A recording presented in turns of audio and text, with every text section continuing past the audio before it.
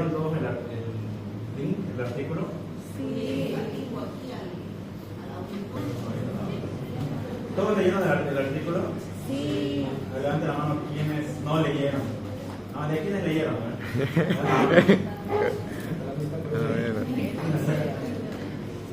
sea, la mayoría no leyó. No le interesó. Que no leyeron el artículo. No levantaron la mano, ¿verdad? Es que si no leen, no van a aprender. Tienen que acostumbrarse a leer artículos. El médico tiene que estar al día en los artículos. No tanto en los libros son la base, los artículos son la actualización. Ya. Entonces, para los que leyeron este tema les va a ser más sencillo de entender, porque es un tema bonito y fácil. Vamos a hablar de clasificación bacteriana. ¿Ya? En esta primera parte de en sí la materia, primero se abarcan las bacterias y después se abarcan los virus, ¿no? Pero no se olviden que todo ese conjunto de organismos lo estudia una sola materia, que era la microbiología, ¿no? En este caso vamos a abarcar una pequeña parte de lo que es clasificación bacteriana. Dentro de nuestro ambiente, ¿ya?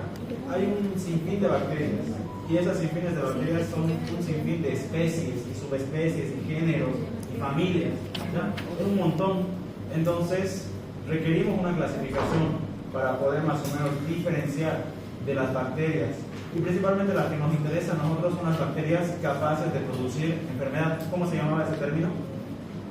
¿Cuáles son los microorganismos que son capaces de producir enfermedad? Son agentes patógenos, ¿ya? Especialmente en la materia nos interesa estudiar a los agentes patógenos, a las bacterias patógenas que van a producir una enfermedad, ¿ya? Y aún así esas bacterias se clasifican, y esa clasificación nos va a permitir poder determinar ciertas características que son más o menos importantes de cada bacteria, ¿ya? Dentro de la competencia o de los objetivos, competencias que tenemos para la clase práctica de hoy, lo que ustedes tienen que salir sabiendo es cómo identificar o cómo se identifica la morfología de las bacterias que mayor importancia tienen para los médicos.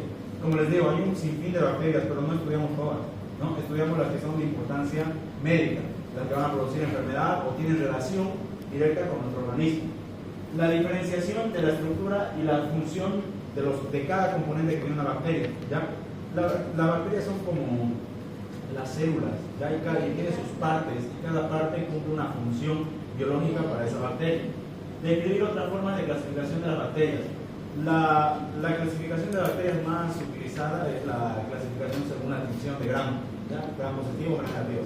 Sin embargo, las bacterias también se clasifican según otras características que lo vamos a tocar. Dentro de lo que ustedes tienen que aprender es, bueno, por el momento, conocer las técnicas de laboratorio para identificación de bacterias, ¿ya? Incluyendo funciones y cultivos. Y siempre todo lo que hagamos acá tiene que ser con ética, con responsabilidad respecto al docente, a la doctora y respecto a ustedes, a sus compañeros. ¿Okay? O sea, ¿qué quiere decir esas competencias? Que al finalizar, cuando ustedes estén saliendo de acá, si no saben eso, identificar la morfología de la importancia médica de las bacterias, si no diferencian la estructura y función de los componentes celulares, ya hemos avanzado en teoría de la clase. Las formas de clasificación de las bacterias, cómo se clasifican de acuerdo, está todo en su guía, ¿ya? Esos son los conocimientos teóricos de la clase que ustedes tienen que aprender, y la práctica que aplican normas de bioseguridad en laboratorio, ¿ya? Y las competencias trabajan con ética, responsabilidad y respeto al docente y a sus compañeros, ¿ya? Entonces esas son las competencias importantes que tienen que saber, ¿ya? Para iniciar un concepto básico de lo que son bacterias, no se olviden que las bacterias son seres vivos, ¿sí? Son seres vivos, son seres que tienen vida. Sin embargo, algo que los caracteriza, que son unicelulares, ¿sí? Es decir, son estructuras que viven o son una sola célula, y esas células las que tienen una compleja vida, una compleja desarrollo en el medio ambiente, ¿sí? Nosotros tenemos organismos que son unicelulares, que son una sola célula, y después están otros organismos que son mucho más complejos, que resultan de la agrupación de muchas células. ¿Cómo se llaman a esos? Pluricelulares. ¿Nosotros qué somos?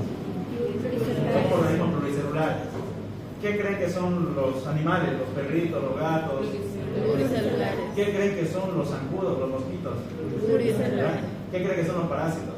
Pluricelulares. La mayoría pluricelulares, ¿ok? Pero lo que me quiero dejar de entender es que las bacterias, fíjense que solo son un organismo unicelular. Y ese organismo unicelular tiene la capacidad de vivir, de sobrevivir en su medio ambiente. Pero como son organismos unicelulares, generalmente necesitan de un lugar donde vivir. A ese lugar se conoce como un reservorio, ¿no? Puede ser nosotros, puede ser un medio ambiente externo, etc. Son procariotas. ¿Alguien sabe qué significa eso? Que no tienen un núcleo definido. Nuestras células de nosotros están bien compartimentalizadas, ya tienen núcleo celular, tiene un compartimento para la mitocondria, para los lisosomas. Sin embargo, las bacterias no tienen un núcleo definido. Nosotros tenemos membrana nuclear que tiene poros, que regula el paso de ingreso y salida de las sustancias, pero las células procariotas, como las bacterias, no tienen, ¿sí? Es decir, no hay una membrana nuclear que cubra a su material genético. El material genético de la bacteria está en el citoplasma enrollado, en lo que se conoce como un ADN o ARN, dependiendo, de manera circular, ¿sí? No hay nada que le rodee, entonces es fácilmente accesible ese material genético para el citoplasma, ¿ok? Y estos microorganismos, a diferencia de los organismos pluricelulares, se dividen o se multiplican, por fisión binaria, ¿sí? Esto es característico de las bacterias y generalmente lo van a escuchar como una pregunta en esta materia, ¿ya? Las bacterias se dividen por fisión binaria. ¿Por qué se dividen nuestras células? De nosotros. Mitosis y las sexuales, meiosis, ¿no? Pero específicamente, las células bacterianas se dividen por fisión binaria, ¿ok? Fíjense que los microorganismos bacterianos son minúsculos, pueden medir micras, ¿ya? Esas micras son no visibles para el ojo humano, entonces no podemos dar cuenta de la presencia de bacterias en nuestro ambiente, ¿no? Pero sin embargo están ahí, eso es lo que ustedes tienen que saber. Decíamos al principio que podemos clasificar las bacterias en una amplia gama, ¿no? En base de muchos criterios. Puede ser una clasificación en base a la morfología, es decir, qué forma tiene la bacteria, y según esa forma yo le doy una clasificación.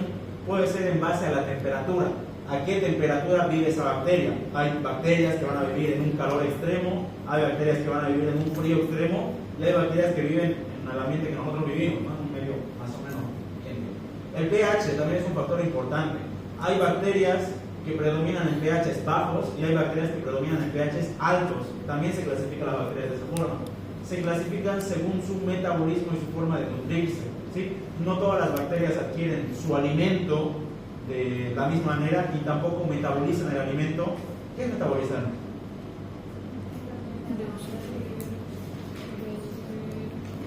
¿Qué dicen por ahí? Acá dicen procesar.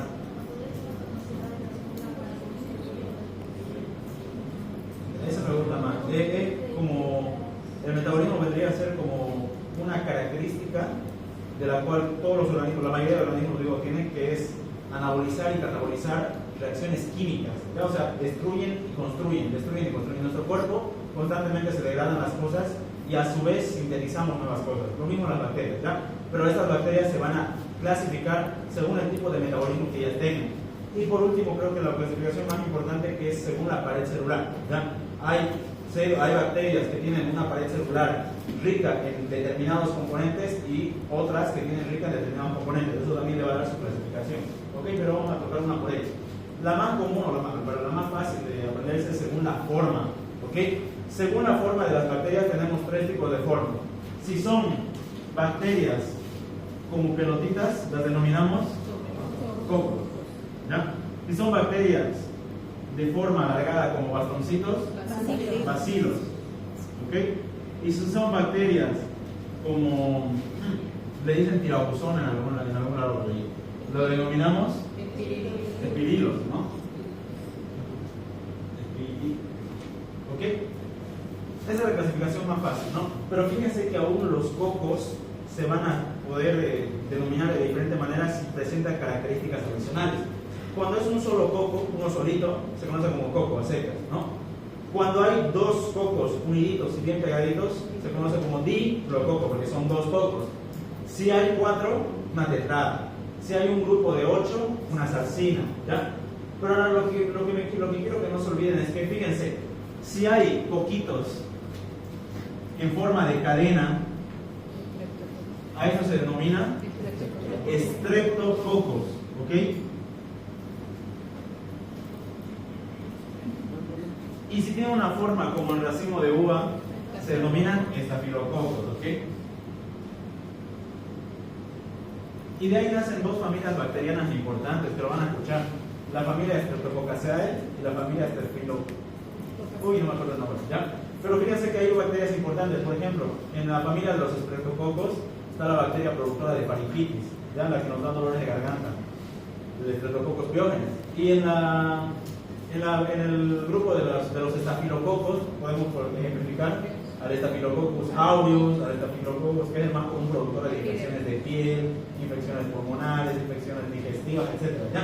Entonces fíjense que la importancia de la clasificación bacteriana, según la morfología, me va a ayudar a clasificar las bacterias según la forma que estas poseen, ¿ya? Entonces, cuando ustedes estén viendo temas de teoría con la doctora le va a decir es un coco gram positivo, un estreptococo. Entonces ustedes ya saben qué forma tiene la bacteria, ¿no? Si ustedes les dicen es un coco, un estreptococo, se van a imaginar que es un coco en cadena, ¿ya? Alargado. Si les dice la doctora es una bacteria estafilococo, ¿qué se van a imaginar? Cuando van a escuchar también de bacterias diplococos, ¿qué se imaginan? Son un grupo de dos, ¿ya? Ahora fíjense este ejemplo de acá importante, pregunta Alexander. Hay un diplococo característico que es una agrupación de dos, y esta agrupación de dos tiene un elemento facultativo que se conoce como cápsula, ¿ya? Es un diplococo encapsulado. ¿Alguien sabe un ejemplo de una bacteria?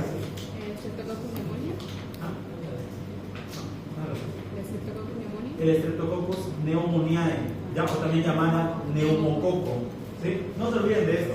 El neumococo o Streptococcus pneumoniae, neumococo, es un diplococo encapsulado.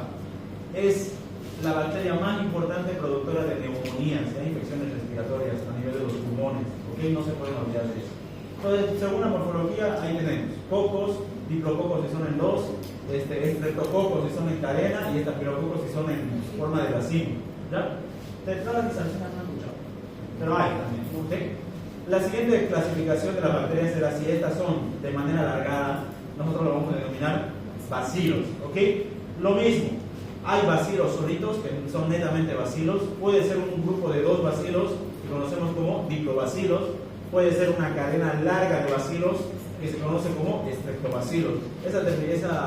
Ese prefijo estrepto me habla de cadena, ya por eso es una cadena. Y fíjense que hay una forma que son los bacilos verticales y unidos o aplanados uno con otro. Esa es la forma empalizada de algunas bacterias que tienen, ¿ok? Ahora fíjense una clasificación medio interesante. Hay bacterias que no son cocos ni son bacilos, son como medio circulares y alargados. A eso lo vamos a conocer como cocobacilos. Y hay también un ejemplo de cocobacilo. ¿Alguien sabe?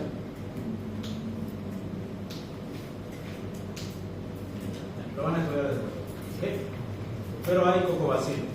La importancia es poder identificar. ¿Saben por qué es importante esto?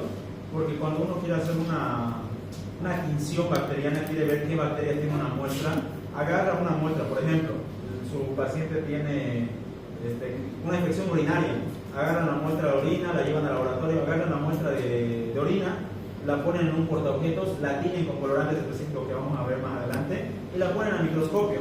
Y el microscopio lo que revela son las formas bacterianas. Entonces, si el laboratorio ve lo siguiente, ¿qué tipo de bacteria me va a decir? Son cocos, ¿no? Ahora, si viera lo siguiente, ¿qué me va a decir el de laboratorio? Hay presencia de bacilos. Entonces, eso le ayuda a identificar al que hace el examen de laboratorio ante qué bacteria se está enfrentando. ¿Me dejo entender? ¿Sí? Ya. Y la última clasificación, que son forma de estirilos. Esta forma de estirilos, también conocida como tirabuzones, son así alargadas y medio enrolladas, de las cuales la que más nos interesa o la que más es común ver son las espiroquetas, ¿ya? Pero fíjense que la Helicobacter pylori también pertenece a la agrupación de espidilos. También pertenece a lo que es el género Corynebacterium, ¿ya? Un ejemplo de espiroqueta que se le venga a la mente. Ahí es la bacteria productora de sífilis, de una enfermedad de transmisión sexual, el Treponema pallidum. ¿Ok? Entonces, fíjense la clasificación bacteriana.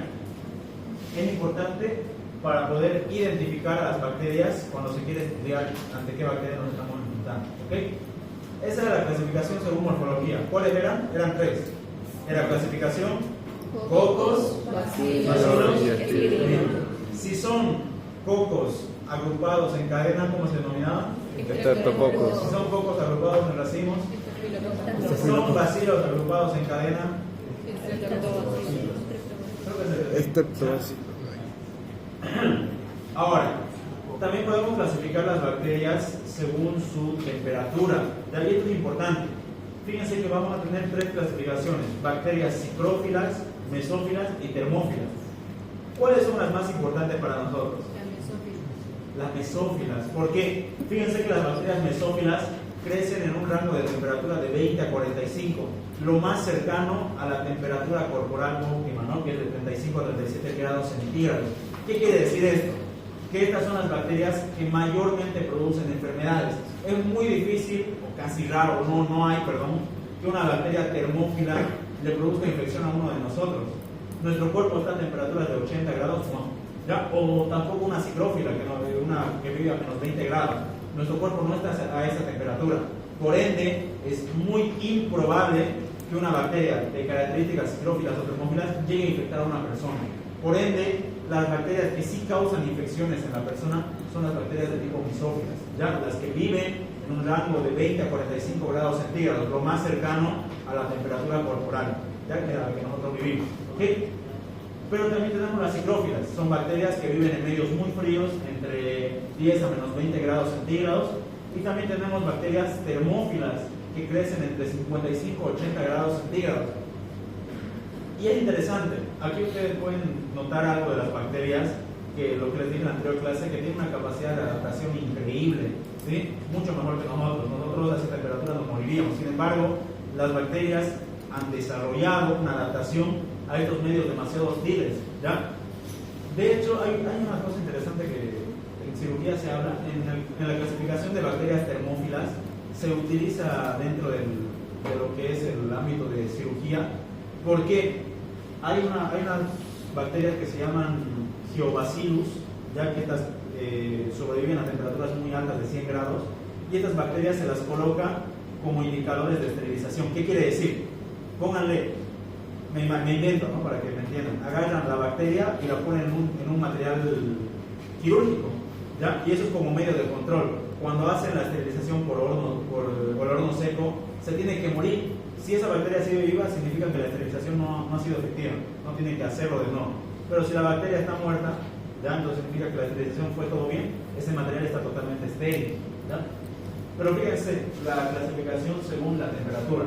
Entonces, si nosotros vemos este gráfico, nos está hablando de la temperatura a la que predomina la actividad de una bacteria. Bacterias psicrófilas de entre 20 a menos de temperatura, mesófilas de entre 20 a 45, termófilas de 50 a 85.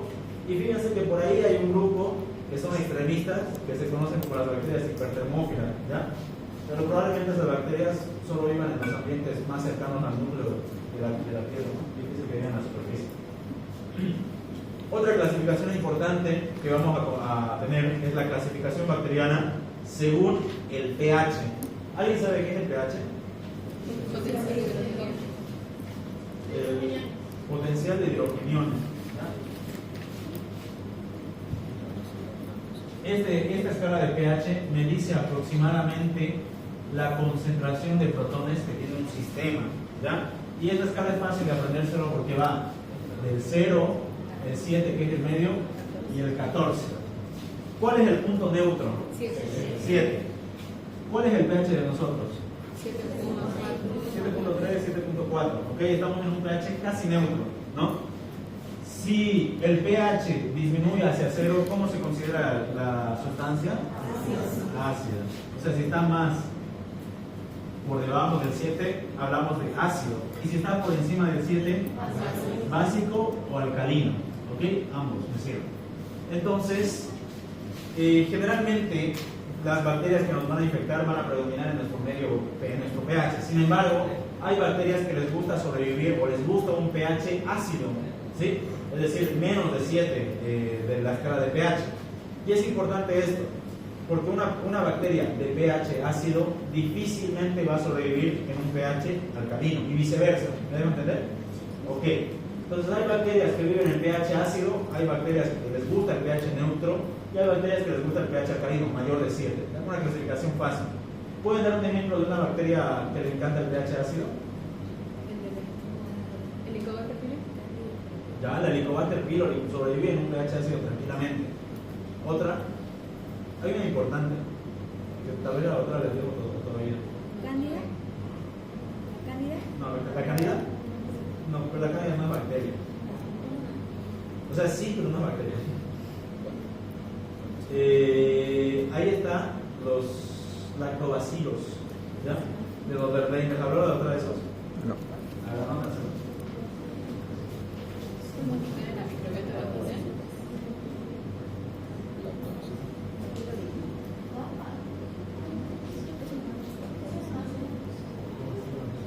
Lactobacilos de los Verlaine.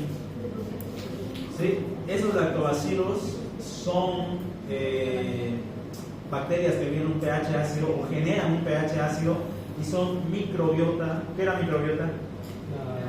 La bacteria buena de conexión. Son las bacterias que viven en un organismo, no son microbiota del canal vaginal de la mujer.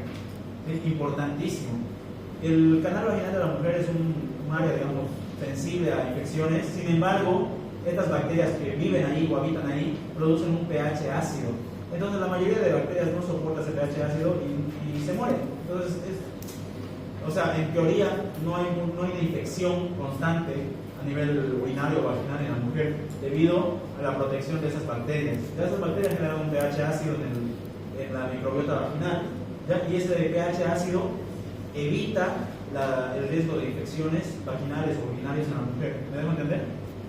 Hay un dato interesante, lo vamos a hablar más adelante. Por ejemplo, hay mujeres que, o sea, no está mal, ¿no? Pero hay mujeres que hacen constantemente lavados vaginales, ¿no? Y con productos químicos de pH que no saben ni qué pH tienen. Esos productos químicos pueden alterar el pH de vaginal. Imagínense, la mujer tiene un pH a nivel vaginal aproximadamente 4,5, ¿no? Un poquito ácido, ni tan ácido tampoco. Eso le genera un factor protector a ese nivel. Solo bacterias ácidas podrían proliferar, pero la mayoría de bacterias que producen infecciones son neutras, entonces se mueren. ¿Okay? No hay proliferación de bacterias a nivel vaginal. Sin embargo, pónganle un ejemplo de una chica o una mujer, una señora, etc. Constantemente se realiza lavados vaginales que con un jabón X que dice que es especial, no sé qué. Y ese jabón, imagínense por un segundo que es alcalino. ¿Sí? Entonces el pH ya no va a ser 4,5, va a ser de 7 para arriba. ¿Okay? Se pierde totalmente el factor protector y por ende bacterias que antes no sobrevivían ahí empiezan a proliferar. Y es por eso que ustedes van a ver que las mujeres que utilizan o se hacen lavados vaginales constantes son las mujeres que mayor frecuencia de infecciones urinarias y vaginales tienen. Sí, que las mujeres que no se hacen estos lavados vaginales con productos de pH X, ¿no? ¿Me dejo entender? No estoy diciendo que son malos los lavados, son higiénicos, sí, pero dependiendo del producto que uno usa puede alterar el pH vaginal y eso puede inducir al mayor riesgo de infecciones. ¿Se entiende? Sí, ¿no? Dato interesante. Ok. Ejemplo de bacterias alcalinas. Hay bacterias que les encanta el pH alcalino. ¿Un ejemplo? Ya, el ejemplo más importante acá es la bacteria Vibrio cholerae. ¿Ya? A ver, vamos a ver.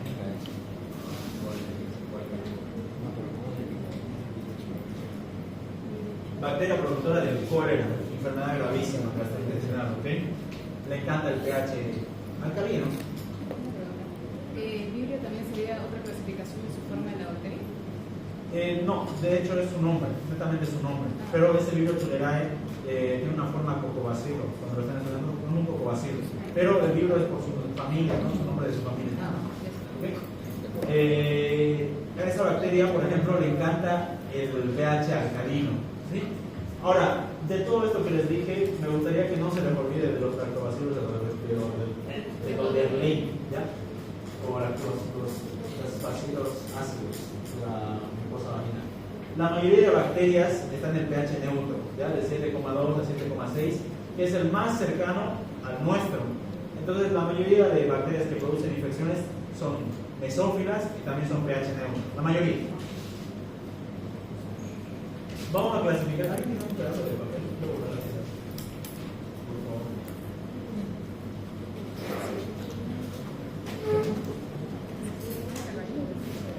¿Nadie?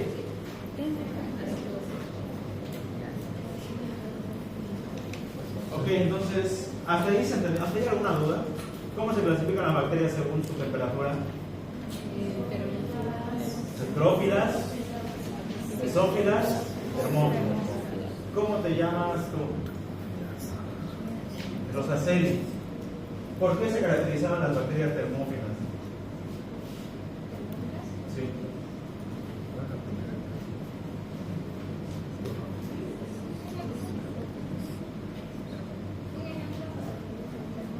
No te escucho bien. ¿Por qué se caracterizan estas bacterias? Las termófilas.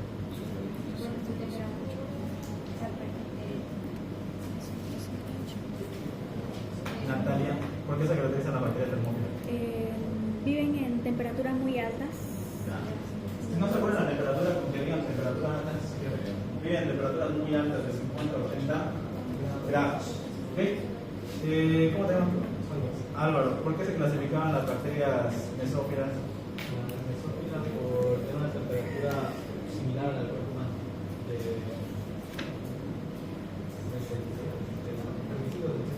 ¿Cuál es la temperatura corporal humana normal? 37. De 35 a 37, ya hasta como así. Esas bacterias son las mesófilas, son las que sobreviven y infectan mayores. Ok, tenemos otra clasificación importante. Clasificación bacteriana según el metabolismo, según cómo agarran el alimento y lo degradan y lo construyen en otros elementos. ¿Sí? Vamos a tener dos. Estos incluso son términos de colegio, ¿ya? Bacterias fotótrofas, organismos fotótrofos y organismos quimiótrofos. ¿Sí? Organismos fotótrofos está claro con la imagen. Son microorganismos o bacterias que metabolizan o obtienen la energía de la luz solar. ¿Sí? Aquí nos recuerdan. La fotosíntesis, ¿no? Las plantas, ¿no? Generalmente no puede pensar en plantas. Sin embargo, hay bacterias, ¿ya?, que también utilizan la luz solar como medio de energía. ¿Alguien sabe cuáles son? Son bacterias que viven en el mar, o sea, tal vez no las conozcan mucho, son las cianobacterias. De hecho, son el primer grupo, supuestamente en teoría, ¿no?, de microorganismos que evolucionó.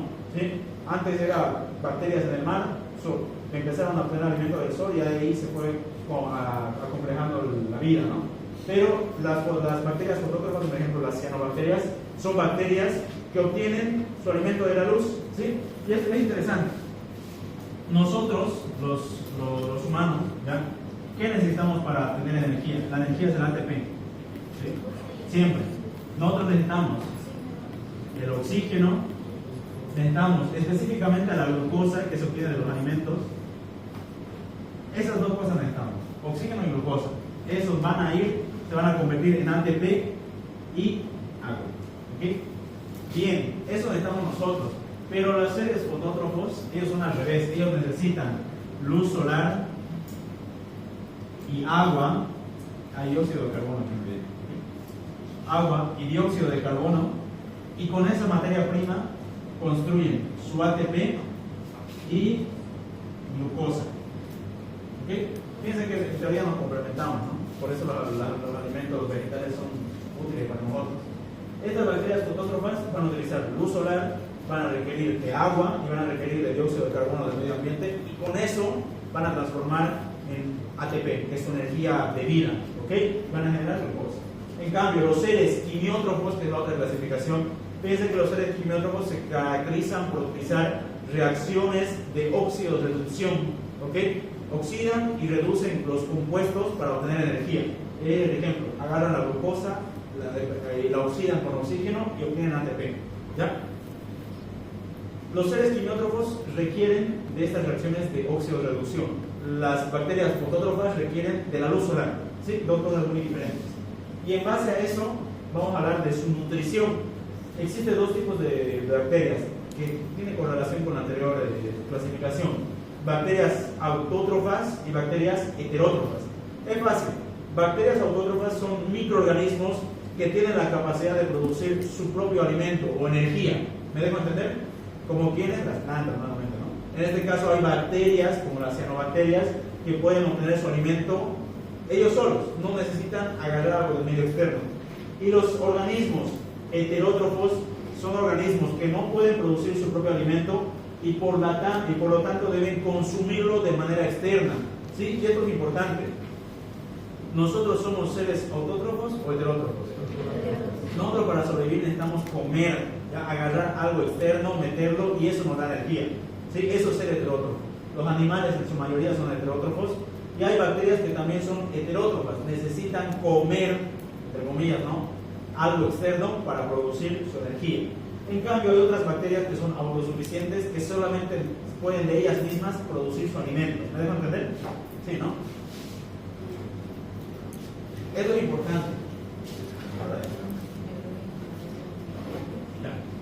Las bacterias también se van a clasificar según el requerimiento de oxígeno que éstas tengan. Y esto no se olviden porque esto es una pregunta de examen, ¿ya? Existen 4 tipos de bacterias.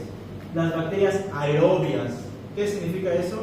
Son bacterias que viven o subsisten en un medio lleno de oxígeno. Requieren de oxígeno para sobrevivir. Ya utilizan el oxígeno para generar su energía. ¿Ok? Después tenemos bacterias anaerobias. ¿Qué significa eso, Lucero? Más fuerte lo que todos escuchan hasta allá atrás. Son bacterias que viven sin oxígeno, vulgarmente dicho, ¿no? No requieren de oxígeno para su metabolismo. Tenemos bacterias microaerófilas. Miguel, ¿qué significa una bacteria microaerófila? Micro sería pequeño, ¿no? O sea, aerófila en el oxígeno. Con oxígeno. Poco oxígeno. Son bacterias que requieren de una concentración de dióxido de carbono. ¿Sí? Y esto es importante, no se olviden. 5 a 10% de dióxido de carbono requieren las bacterias microaerófilas para proliferar. ¿Ok? Y por último tenemos las bacterias facultativas. Estas pueden vivir sin oxígeno, con oxígeno, como les da la gana. ¿Ok? Son las más peligrosas las facultativas. ¿Para qué es importante esto? Hay bacterias que van a producir enfermedades que son aerobias, es decir, el oxígeno les da un buen ambiente para sobrevivir. Un ejemplo de bacteria aerobia que se les venga a la mente: todas las bacterias productoras de infecciones respiratorias son aerobias. Todas. ¿Ya? Tuberculosis igual. La tuberculosis de hecho es la pregunta más importante. Hay bacterias que no sobreviven con oxígeno, esas se conocen como bacterias anaerobias. Un ejemplo, la familia de los Clostridium, Clostridium perfringens, Clostridium botulinum, tetani, son bacterias que no sobreviven en oxígeno. Y esto es interesante. ¿Alguna vez han visto un paciente diabético cuando tiene alguna herida, se le ulcera, se les empieza a infectar y produce un cuadro que se conoce como gangrena? ¿Sí? Es básicamente que esa herida se infectó con bacterias anaerobias y están necrosando el tejido. Pero fíjense cuál es el tratamiento de esas bacterias. Cuando hay una infección de ese tipo, es oxígeno, una cámara de oxígeno. Meten a la persona en una cámara llena de oxígeno. ¿Para qué? Para evitar la proliferación bacteriana. Son bacterias que viven bien sin oxígeno, pero apenas le ponen un medio con oxígeno, chao, se mueren. No sobreviven, ¿me dejo entender? La familia de los Clostridium son un ejemplo de bacterias anaerobias. Después tenemos bacterias microaerófilas, ¿ya? No son muy comunes productoras de infecciones, pero existen. Sobreviven al 5 a 10% de dióxido de carbono. Y después tenemos las facultativas, que son las más peligrosas, ¿no? Sobreviven con o sin oxígeno, ¿ya? Independientemente. Otra cosa que no se les puede olvidar: clasificación bacteriana según la tinción de Gram.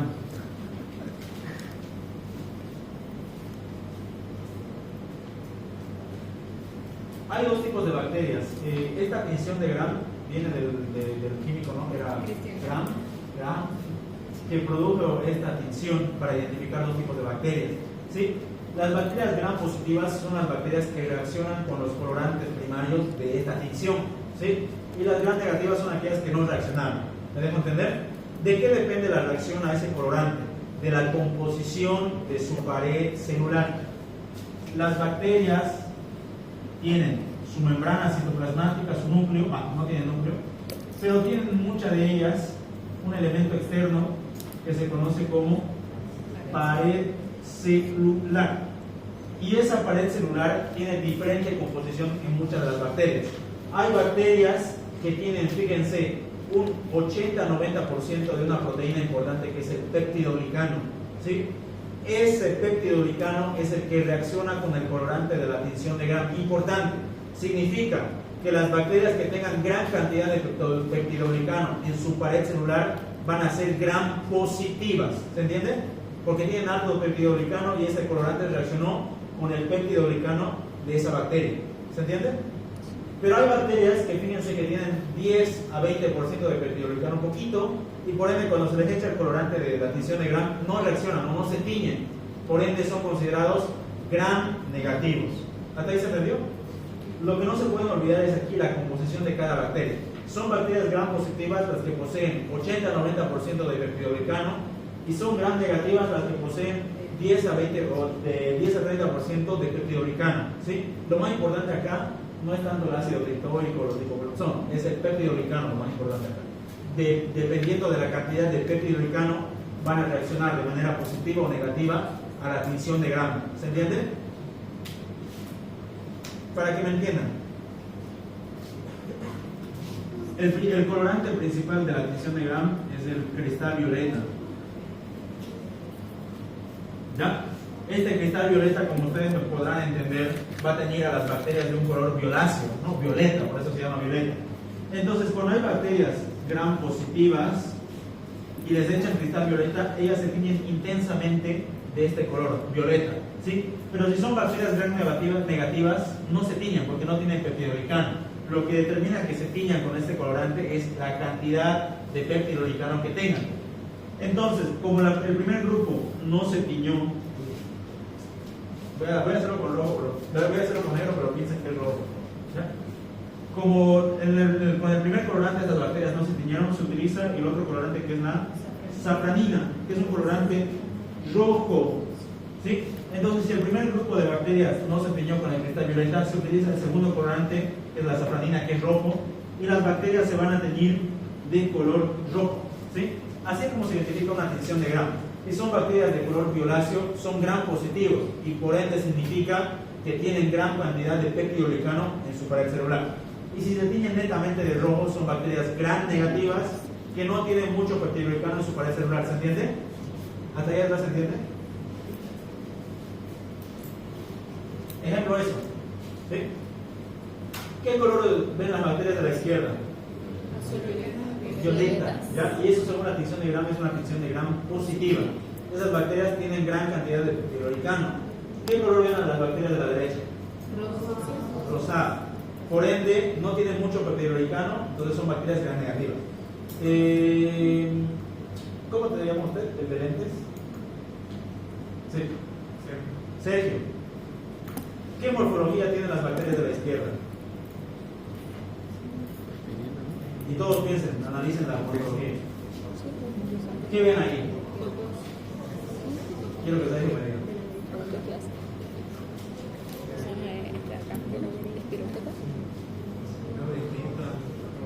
¿Pero qué formita tienen según la morfología? A ver usted, ¿qué ven a la izquierda? ¿Qué tipo de bacterias? Son cocos. ¿Ya? Pero solo son cocos, yo voy a agrupados. ¿De qué forma? ¿Seguro que son diplococos? Generalmente hay más agrupaciones en racimos, son estafilococos, ¿ya? Fíjense lo que hemos hablado, son cocos agrupados en montones, en racimos. ¿Qué es eso? Estafilococos, ¿se entendió? Y son Gram positivos, ¿por qué? Porque se tiñeron con el cristal violeta, de color azul o violeta, ¿ok? ¿Cómo se llama usted? Diego. ¿Qué morfología bacteriana ve a la derecha?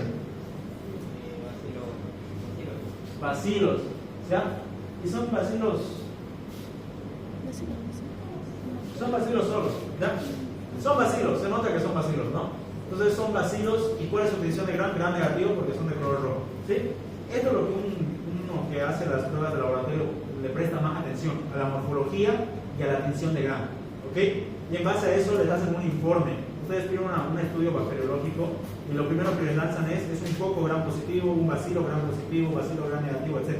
Dependiendo de la bacteria que haya en la muestra. ¿Se entiende? Ya.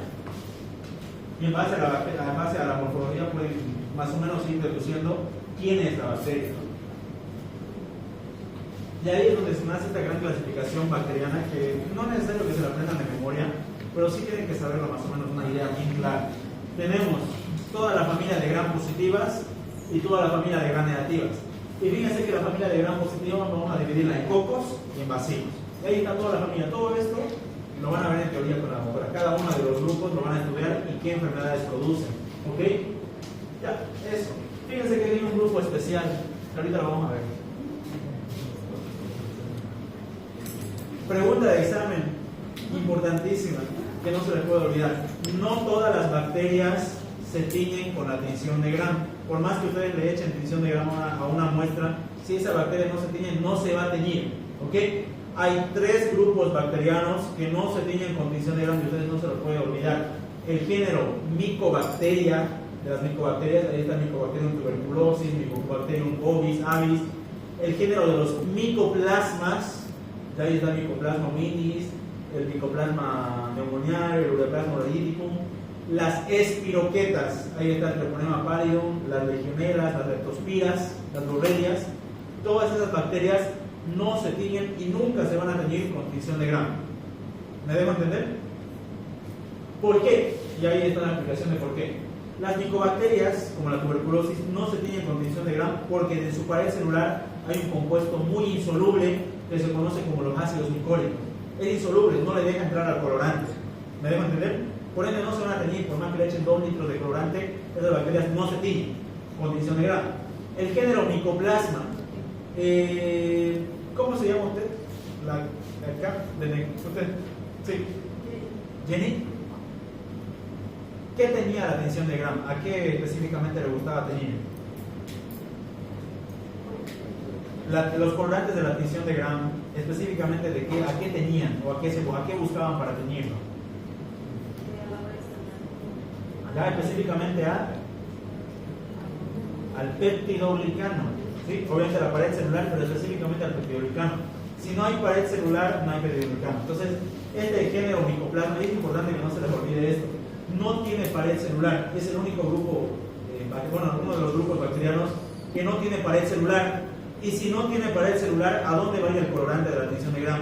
A ningún lado. Por ende, no se tiñe el género Mycoplasma con la tinción de Gram. Por más que le echen 2-3 litros de colorante, no se van a teñir porque hay ausencia de la pared celular. ¿Se entiende? ¿Sí? ¿Y esto por qué es importante? Este género, les doy un ejemplo para que me entiendan. El género Mycoplasma, hay uno específicamente que es el Mycoplasma pneumoniae, ya que produce neumonías, infecciones respiratorias. El paciente tiene tos, tiene flemas, en la mayoría de los casos, y tal vez una vez le llega a un paciente, ¿no?, que viene, tiene eso, y ustedes le piden la muestra de esputo, flema, ¿no?, que lo vaya a analizar en el laboratorio. Y en el laboratorio, cuando le hagan tinción de Gram, no se tiñe. Entonces, no está enfermo, no hay bacterias, no significa eso.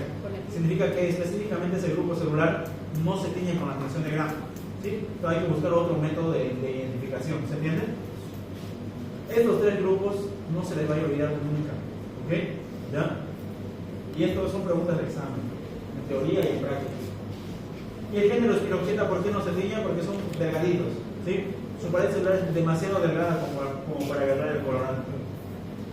Ahora, específicamente el género de las micobacterias, como no se puede teñir con tinción de Gram, van a utilizar otro tipo de tinción, que es la tinción de Ziehl-Neelsen. ¿Ok?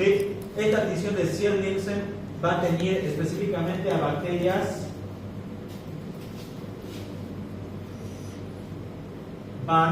que traducido es bacilos, ácido, alcohol resistentes. ¿Ok? Esa tinción de Ziehl-Neelsen es específicamente para las bacterias bacilos, ácido, alcohol resistente. El ejemplo más exacto es el género de las micobacterias. Todo ese género, como no se tiñe con tinción de Gram, se puede teñir con la tinción de Nielsen. También utiliza dos colorantes, no importa ahorita los colorantes. Pero fíjense, las bacterias son las que vemos de color rosado, rojo. ¿Las pueden observar? ¿Sí? Todo el medio es un medio azul contrastado con las bacterias de color rosado. Ok, esa es la tinción de Nielsen. ¿Quiénes se tiñen con esta tinción? Los VAR, específico el ejemplo, micobacterias, de la familia de las micobacterias. Ya para los últimos términos, vamos a clasificar las bacterias según su relación con el huésped en el que están. Y esto es una clasificación bastante común. Están bacterias que se denominan bacterias parásito, no significa que son parásitos, no es parasitología, sino que se refiere a que cuando estas bacterias ingresan al organismo, se alimentan de él y aparte de alimentarse de él, producen daño. ¿Sí? Son parásitos, hacen daño. Son las más peligrosas, por así decirlo, para nosotros. Ingresan, se alimentan como les da la gana y aparte de malagradecidas, hacen daño. ¿Ok? Y después tenemos al otro grupo que son las bacterias comensales.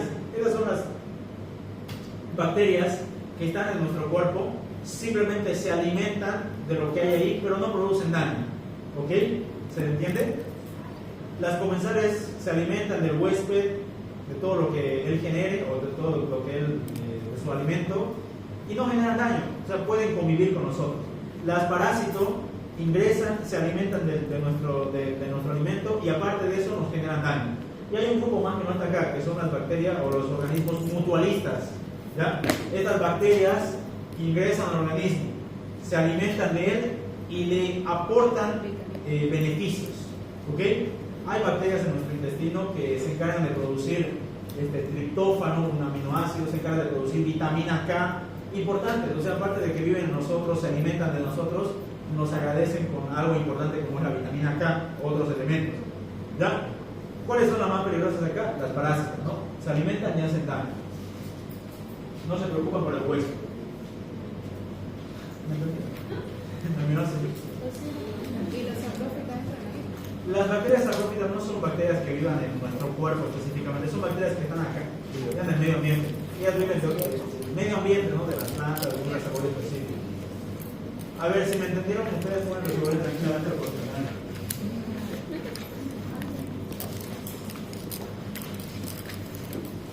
¿Cómo se llama? Roberto. Las bacterias, ¿qué tipo de microorganismos son? Para todos, que lo escuchen atrás. ¿Ya? Las bacterias son microorganismos unicelulares. Allá atrás, la última de la fila, no me acuerdo, ¿cómo te llamas? Edna, Verónica. Las bacterias, ¿a qué reino integran? Fuerte, acá no te escucho. Al reino procariota, ¿ya? Hay una clasificación grande, ¿no? Vegetal, animal, y hay una subclasificación específica que es el reino procariota. Ahí se encuentran estas células, las bacterias, ¿ok? Las bacterias, ¿por qué mecanismo se reproducen? Por fisión. Nada, ustedes respondan a mí, yo no sé. ¿Usted cómo se llama? ¿Yo? Sí. Danitza. Danitza. El componente más importante de la pared celular de la bacteria es el peptidoglicano. ¿Okay? A ver, ¿usted cómo se llama? Para que te escuchen atrás. ¿Cuáles? Las células eucariotas y procariotas tienen estructura en común, como la membrana celular, ribosomas, encargado de la síntesis de proteína, y el ácido, el ADN. Este ADN es portador del material genético de la bacteria, de la información genética, del código genético, lo que ustedes quieran decirle, de la bacteria. Este ADN, que está acá de manera circular, contiene toda la información genética de la bacteria, de cómo es su metabolismo, su morfología, su función, etc. ¿Ok? Portador del material genético. La forma de las bacterias al microscopio está determinada por la rigidez de su pared celular. Básicamente se diferencian según la forma de, si son esféricas y ovaladas son Cocos. si son cilíndricas o forma de bastones son Vacíos. y si son en forma de espirales o tirabuzones son más. La coloración que se usan para teñir las bacterias y observar su morfología y poder diferenciarlas son Cristal violeta. fuerte, a ver, ¿qué tinciones hemos visto ahorita? Cristal violeta y cefranina. No, el nombre. Gram positivo. La distinción de Gram y la distinción de Nielsen. ¿Ok? Esas dos se utilizan diferentes colorantes para identificar un microorganismo. ¿Ok? Distinción de Gram y distinción de Nielsen. Las bacterias presentan diferentes estructuras, las podemos dividir según sean constantes, o sea, lo tengan obligatoriamente, o en estructuras permanentes o variables. Dentro de las estructuras constantes, elementales, porque sin la bacteria sin ellas pueden vivir, están pared celular. ¿Qué más? Membrana celular. Citoplasma o ribosoma. Ribosomas y Material genético. el ADN. Llamamos material genético. Esto seguramente lo vieron con la doctora. La bacteria sin esos elementos que se conocen como elementos obligados o elementales no vive. ¿Sí? Y ahí es donde, para adelantándonos un poquito, donde los medicamentos actúan, los antibióticos. Van a ir a uno de esos blancos, o destruyen la membrana celular, o destruyen la pared celular, o atacan al material genético, o atacan a los ribosomas. ¿Sí? Porque sin esos la bacteria no vive. Los cuatro sí o sí. ¿Ok? Pared celular, ribosomas, membrana citoplasmática o celular y núcleo, o el ADN, ¿no? Está mal dicho núcleo. Las estructuras que son variables y varían entre bacteria a bacteria, ahí están los flagelos, que les dan movilidad. Las fibras, ¿para qué sirven las fibras? Para adhesión de la bacteria. Las pilis, ¿para qué sirven las pilis? Movimiento también. El glicocálix. ¿Para qué sirve el glicocálix? Adherencia, principalmente adherencia. La cápsula, ¿protección de qué? ¿Contra qué? Principalmente contra el sistema inmunitario. Confiere una protección excelente contra el sistema inmunitario de la cápsula. Y los esporos es la forma de resistencia de una bacteria. ¿Sí? Cuando no le gusta el ambiente en el que está. El material genético de las bacterias está constituido por una molécula de ADN circular. No se olviden, en nosotros se llama ADN enrollado, una doble hélice. De ellos es circular, ¿ok? Enrollado sobre sí mismo. Constituyen, y esto es importante, el material genético extracromosómico. Están constituidos por secuencias cortas de ADN circular bicatenario que pueden existir y replicarse independientemente del ADN cromosómico y se heredan a las células hijas. Pueden ser responsables de la resistencia a los antibióticos y se pueden transferir de bacteria a bacteria mediante conjugación. Esta estructura se denomina... ¿Qué les dijo la doctora de los plásmidos? ¿Al fuerte? Una proteína que sí puede ser citoplasma. ¿Ya? ¿Qué más hacen los plásmidos?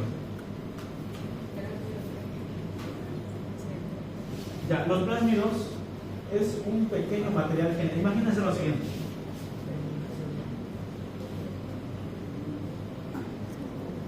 Imaginemos que esta bacteria, ¿ven hasta allá atrás del gráfico? No. De ahí van a arriba.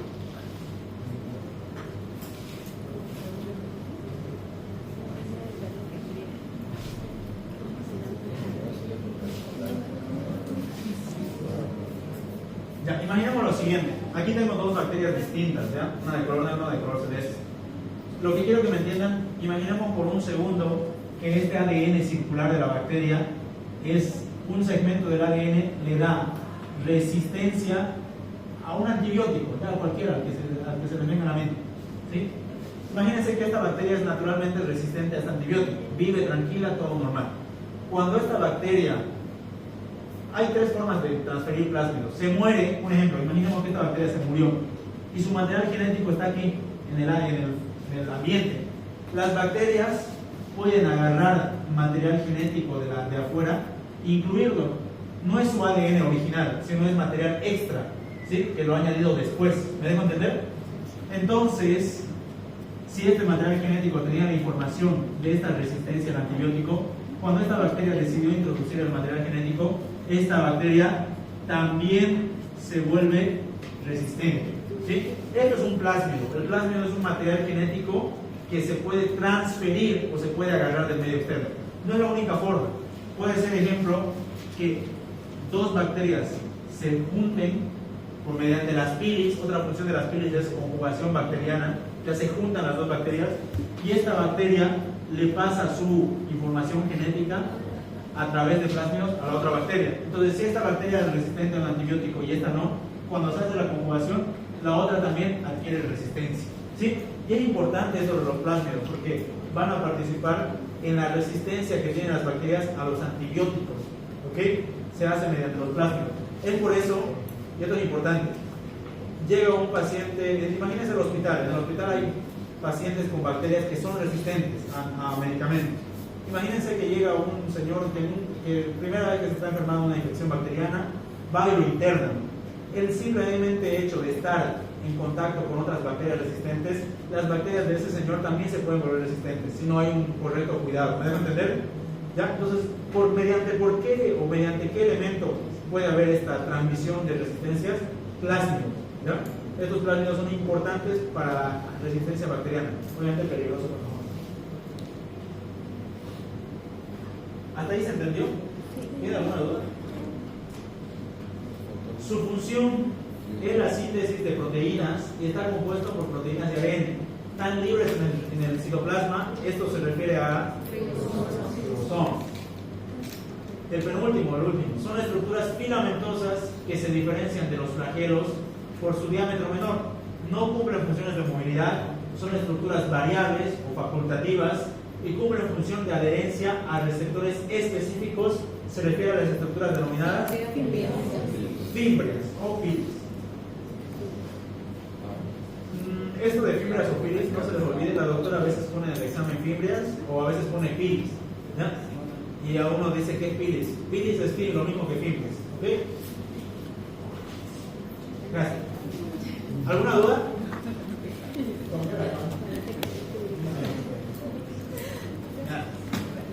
Si no tiene ninguna duda, se puede retirar. Se retira.